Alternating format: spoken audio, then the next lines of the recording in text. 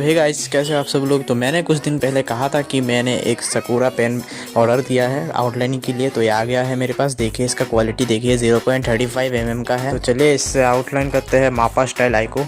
देखिए मैंने पहले ही पेंसिल से कर रखा है, अब इसके ऊपर से आउटलाइनिंग करते हैं। यार आउटलाइनिंग करते वक्त तो बहुत स्मूथिंग फील हो रहा है। बहुत अच्छा प्रोडक्ट है। वैसे मैं इसे 10/8 रेट करना चाहता हूँ।